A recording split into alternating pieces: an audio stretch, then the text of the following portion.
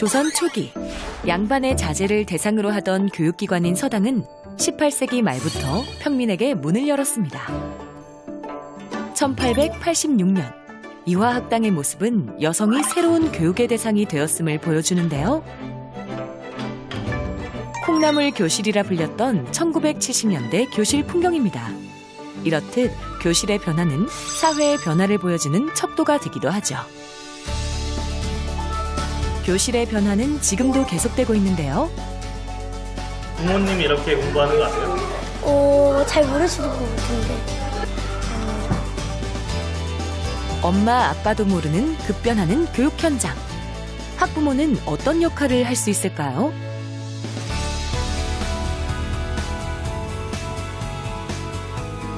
안녕하십니까. EBS 미래교육부와 신정호입니다.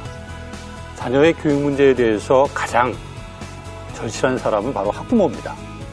학부모의 시선으로 우리 학교교육의 문제, 앞으로 학교교육의 변화 방향에 대해서 생각해보는 것이 새로운 교육적 담론을 만들어내지 않을까 생각해봅니다.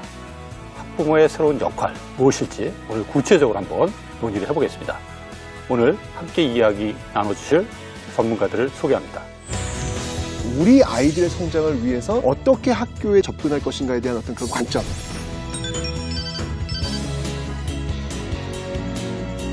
선생님들이 알려주는 건 결과를 알려주시는 거고요. 학부모가 원하는 건 기획에 참여하고 싶은 거죠.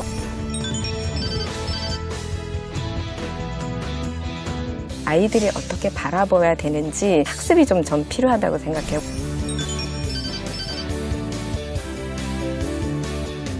학부모님이 꼭 매일매일 학교에 나오셔서 의견을 제시하시는 것만이 정답이 아니라는.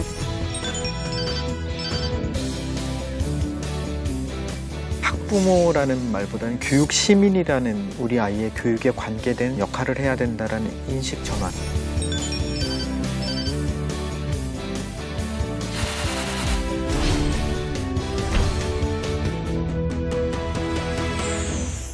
다 아시는 것처럼 우리 한국의 학교 교육하면은 교육열로 대변이 되잖아요. 그만큼 교육에 대한 관심이 많다. 이 교육열이 또 가져다준 또 좋은 결과는 우리가 경제적으로, 사회적으로 발전하는데 대단히 중요한 밑바탕이 되었다라고 하는 것일 겁니다. 하지만 우려도 있습니다. 너무 지나친 경쟁, 개입을 하는 것이 아니냐. 이것이 앞으로 미래 교육에 긍정적인 영향을 미칠 수 있느냐. 이와 관련해서 우리 교사로서, 학부모로서 갖고 있는 생각을 같이 나눠보는 것으로 시작하면 어떨까 합니다. 근데 사실은 지금 교사, 학생, 학부모 의견을 한번 들어보자고 했는데 결론은 다 불만 아닌가요? 그렇죠. 불만을 뭔가 막혀 있고 뭔가 혈이 뚫리지 않은 답답함. 저희가 한번 뚫어보려고 한번 오늘 주제를 선정해봤습니다. 가능하시겠습니까? 한번 해보겠습니다. 어떠세요? 지금 여기 학부모님 지금 대표로 지금 나오셨는데 정말 궁금하거든요. 예. 불만이 많으시죠? 예. 어떤 불만인지 좀 말씀해 주시죠. 좀 극단적으로 표현해 볼까요? 네. 학교에서 뭘 하는지 알 방법이 선생님이 말해주는 거 말고는 방법이 없어요. 그렇죠. 학교가 블랙박스처럼 느껴지는 거죠. 그게 맞는지 틀리는지 검증할 방법이 없어요. 그냥 100% 그 말을 믿고 가야 된다는 거. 그렇죠. 그게 제일 답답하죠. 좀 알고 싶으신데 알 방법이 없는 뭔가 밀폐되어 있는 그런 공간으로 이제 보여진다는 거. 우리 선생님 입장에서 좀 다를 것 같아요. 우리 김윤경 선생님은 어떻게? 밀폐된 공간에 계신 선생님은 어떻게 생각하세요? 네, 아버님 말씀을 듣고 사실 저는 또 반대로 놀랐는데요. 저희는 가정통신문도 있고 또 SNS라던가 거기에 학부모님들을 초대하기도 하고 학부모님들과 교육과정이나 수업이나 평가 결과들에 대해서 많이 공유를 하려고 하고 있는데 저희 선생님들끼리 얘기는 가정통신문을 가방통신문이라고 하거든요. 그러니까 아이들이 집에 가서 얘기를 잘 안 하는 부분들이 있어요. 그렇다고 저희가 또 전화를 드리면 부담스러워 하시는 경우도 있고 전화를 왜 했지 생각하시는 경우도 있을 것 같아서 답답한 것은 저희도 마찬가지인 것 같습니다. 그렇죠. 서로 간의 소통에 있어서 어느 정도 장벽이 있는 것 같아요. 그러니까요. 학교는 닫혔다, 학교는 열렸다. 문제는 학생이 문제네. 이 가방통신문 문제 해결해줘야겠네요, 이거. 이게 조금 다른 부분이 오늘 이제 얘기가 잘 돼야 되는 부분인데 선생님들이 알려주는 건 결과를 알려주시는 거고요. 학부모가 원하는 건 기획에 참여하고 싶은 거죠. 그러니까 타이밍이 달라요. 그러니까 애가 가방 속에서 한 달간 두는 그 문제가 아니라 그 문서가 왜 만들어졌을까. 이거에 대해서가 공감대가 형성이 안 되면 이건 끊임없는 순환 모순인 거죠. 기획 단계에 참여한다라는 게 무엇이냐. 그 학교의 결과만 통보받는다 이렇게 말씀하셨는데 그 부분을 좀 명확하게 이야기를 해봤으면 좋겠다는 생각을 하는데요. 왜 그러냐면 학교 교육의 중심이 되는 교육 과정은 다 누구나 볼 수 있습니다. 그다음에 교과서 다 볼 수 있습니다. 교사들이 사용하는 지도서 이런 것들도 다 볼 수 있거든요. 그러면 제가 학부모 교육 참여 관련된 연구들을 하다 보면 다 오픈돼 있는데 내가 모른다라고 이렇게 주장을 하시는 경우들이 있어요. 그러니까 지금 학교에서 어떤 행사가 됐든 뭐가 됐든 제도적으로 학교를 오픈해라 그래서 학교 운영위원회를 열고 그 회의록도 사실은 간략하게 다 공개를 하거든요. 돼 있습니다. 그래서 기획 단계에 참가하고 싶다라는 표현이 뭘 의미하는 건지. 저희가 실제로 궁금한 건 단순하게 접근하면 이런 거예요. 체험학습 어디로 놀러 갈까? 그러면 그거를 순서대로 정한다라면 지금의 순서는 객관식으로 보기가 나오죠. 그리고 이제 5번쯤에 6번쯤에 이제 기타하고 나와요. 그럼 이제 다른 걸 가고 싶으면 기타를 쓰라는 거죠. 기타가 채택될 확률이 있나요? 없죠. 불가능하죠? 불가능이죠. 네, 그러니까 1, 2, 3, 4, 5, 6 자체가 사실은 사전 검토를 거쳐서 1, 2, 3, 4, 5, 6이 채택이 돼야 그래야 기타가 사라지고 다 포함된 상태에서 이제 과정이 선출이 되죠. 그러니까 이렇게 되면 좋은데 이렇게 되면 일이 굉장히 늘어나요. 그렇죠. 예. 그러니까 선생님들은 이제 편하게 1, 2, 3, 4, 5 기타 이렇게 해서 돌릴 수밖에 없는 구조. 그러니까 학부모야 하고 기획 단계에 참여한다는 게 이런 거죠. 제가 지금 이렇게 말씀 들어보니까 이런 경우가 있었어요. 제가 학교에 있을 때. 그러니까 지금 말씀하신 그런 부분 굉장히 적극적으로 함께 하시려는 부모님들이 계세요. 네. 굉장히 좋아요. 네. 그래서 사실은 의견을 반영해가지고 정했어요. 그랬더니 다른 쪽 학부모님들이 왜 그 사람들 이야기만 듣고 이런 식으로 학교가 결정을 하느냐. 학교가 뭐 하냐?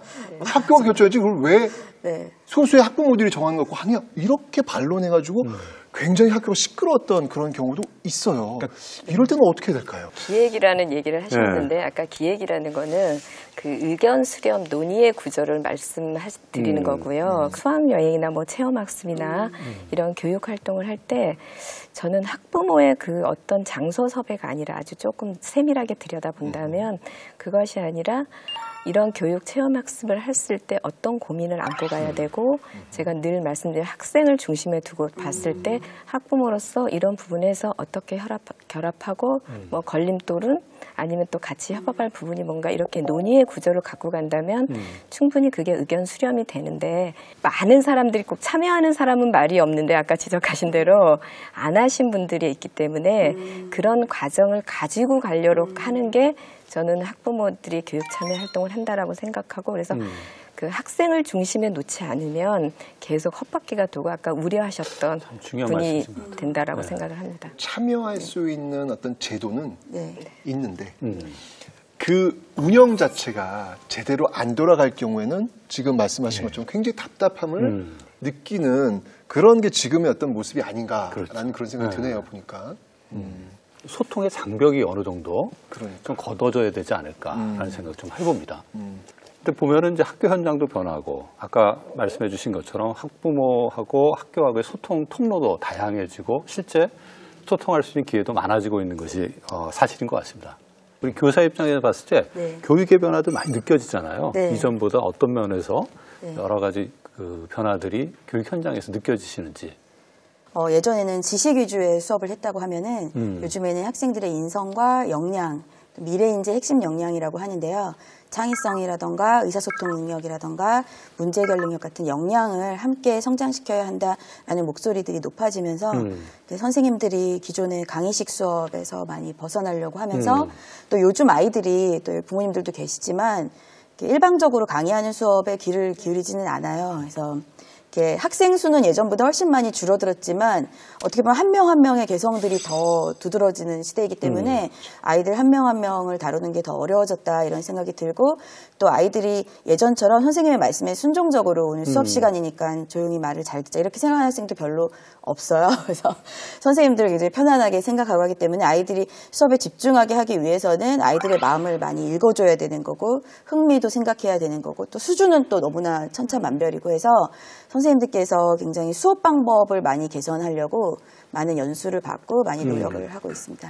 이 미국에서 보면은 강의식이 아니라 활동을 중심으로 네. 수업이 이루어지다 보니까 네.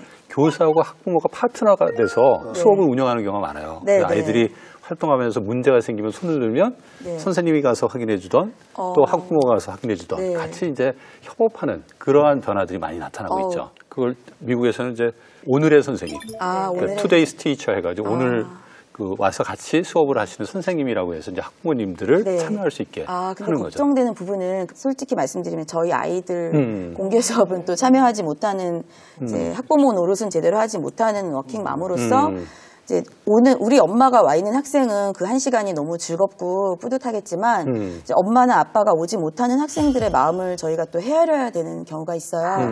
그래서 학부모님 형평성이라는 게 굉장히 또 공교육에서는 중요하잖아요.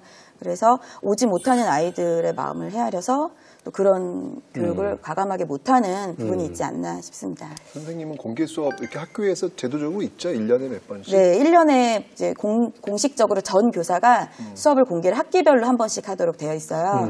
그래서 저도 사실 공개 수업을 하면 학부모님들께서 오셨을 때 제 수업 철학이나 수업 방법을 같이 공유하면 좋을 것 같아서 수업 지도안도 만들어 놓고 기다리기도 하는데 초등학교 때는 학부모님들이 굉장히 많이 오신다고 들었는데 중학교가 되면 중1, 중2, 중3으로 갈수록 참여하는 학부모님들의 숫자가 뚝뚝 떨어지세요. 그래서 요번에 학부모님 공개 수업할 때는 제가 나름대로 되게 열심히 수업을 준비했는데도 한 번도 문도 열어놓고 수업을 했는데 한 번도 안 오시는 경우도 있었어요.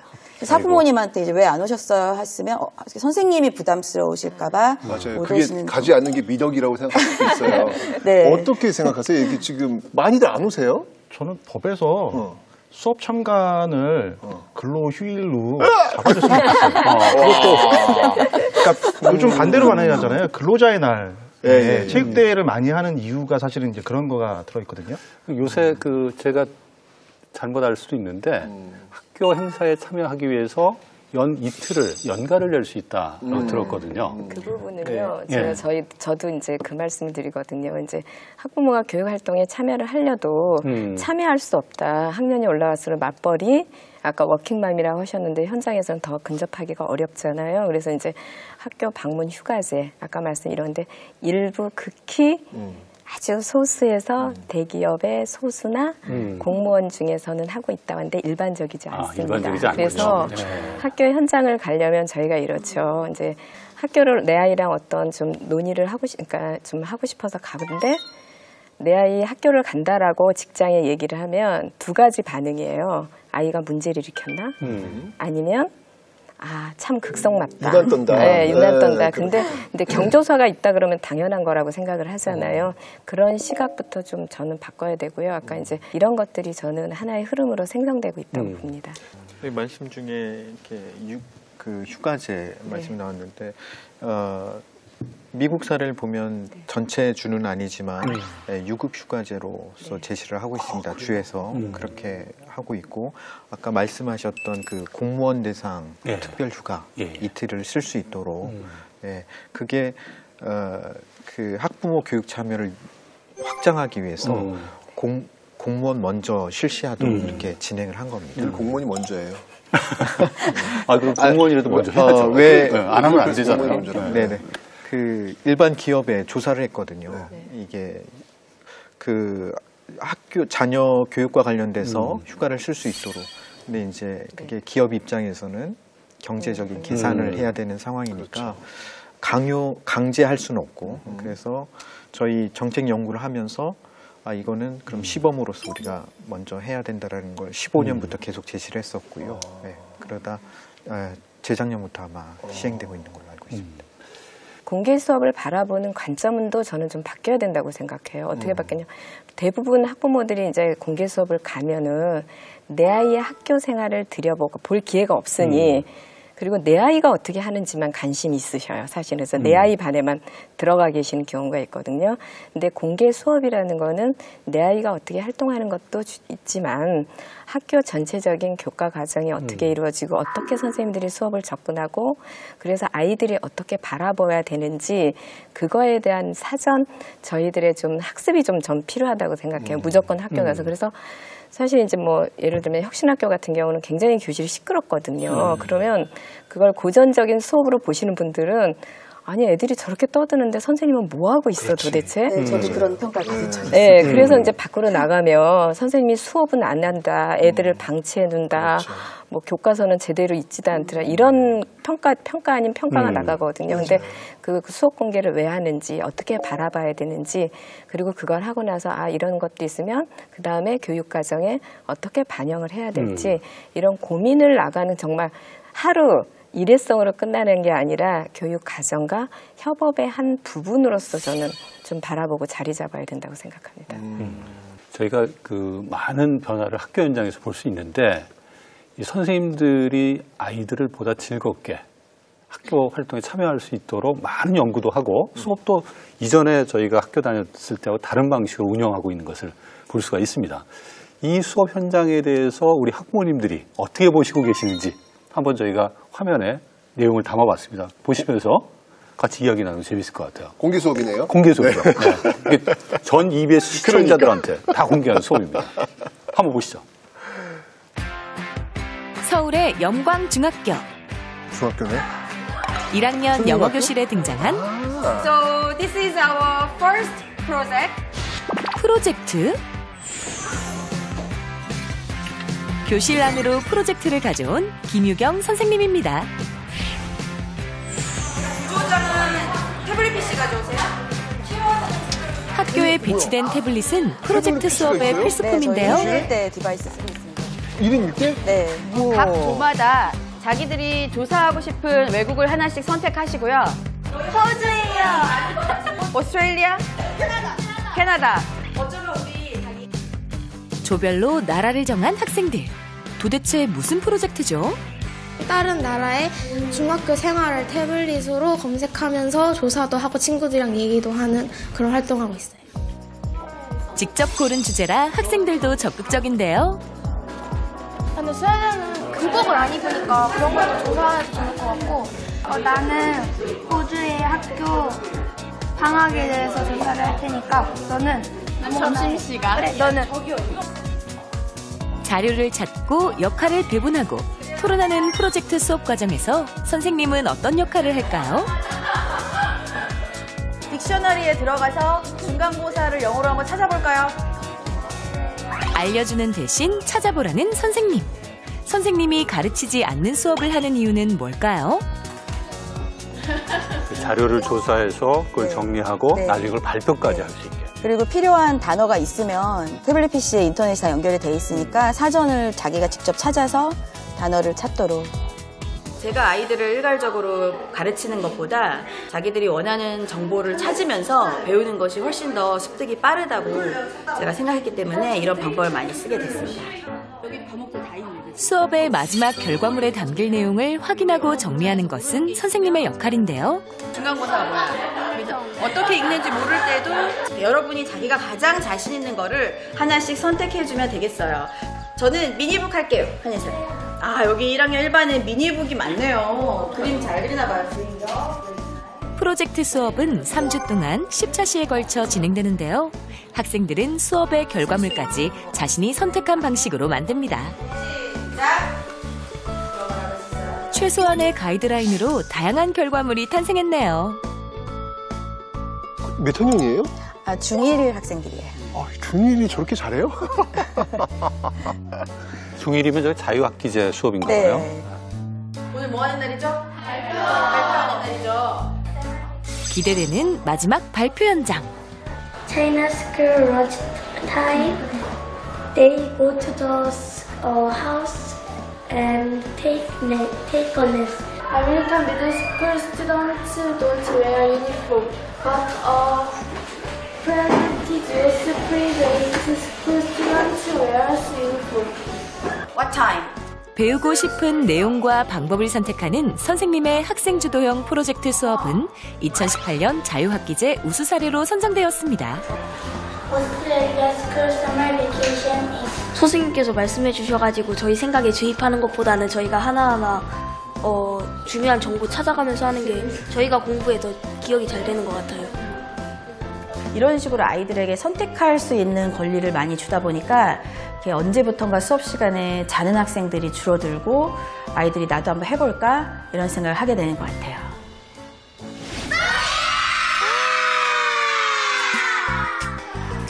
불이 났다는 교실을 찾았는데요.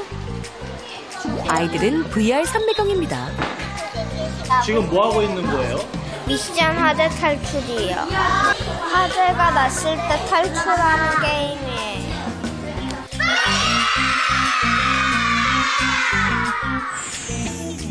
ICT를 활용해 미래교실을 만드는 서울 갈산초의 박아영 선생님입니다. 아이들이 보고 있는 것은 VR로 구현된 화재 현장인데요. 4단계의 안전수칙을 거쳐 화재 현장을 탈출해야 합니다. IT 기기들이 다 있네. VR로 보니까 진짜 불난 것 같아? 네. 엄청 무서웠어요. 첫 번째는 119에 신고를 하고, 두 번째는 손수건을 입을 받고, 그리고 세 번째는 몸을 구부리고 밖에 나와서 문을 닫고, 그 다음에 119 아저씨가 와서 탈출했어요. 이번엔 화면 속 불을 끄며 소화기 사용법을 배우는 학생들. 지루한 안전교육이 아이들이 가장 좋아하는 시간이 되었습니다. 안전교육, 뭐 화재 예방교육, 지진교육 이런 교육들은 VR로 많이 하고 있어요. 우리 옛날에 저 때는 자는 시간이었는데. 컴퓨터가 필요한 활동은 컴퓨터실에서 진행되는데요. 컴퓨터 앞에서 최고의 집중력을 보여주는 아이들. 아이들이 푹 빠져있는 이것은 게임? 게임하는 거 아니야? 다 타버렸어요. 뭐가 다 탔어? 땅들이. 정말 컴퓨터 게임을 하고 있는데요. 게임으로 뭘 배우고 있는 걸까요? 국화빵을 구워가지고 손님한테 주는 거예요. 가운데 온도 엄청 뜨거워. 70도가 맛있지? 잘 먹고. 교실로 돌아온 학생들은 게임으로 자연스럽게 경험한 열의 성질이라는 개념을 다시 배웁니다.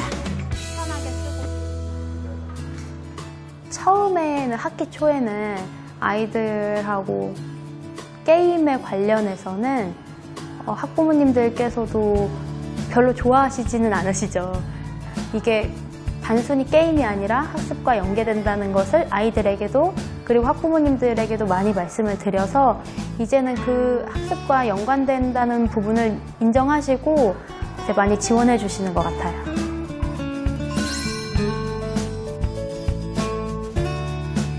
내가 이 상황을 어떻게 잘 해결해 나가느냐, 문제 해결 능력이 가장 중요한 시대가 왔기 때문에 부모님들의 역할은 아이들이 조금 서툴더라도 스스로 할 수 있도록 시간을 많이 주셨으면 좋겠습니다. 미래 교육으로 이렇게 많은 정보나 기술들이 학교 시스템 안으로 들어오고 정말 교육의 패러다임이 많이 바뀌고 있는 이 현실 속에 학부모님들께서는 좀 더 열린 마음과 또 지지하는 태도로 바라봐 주셨으면 좋겠어요.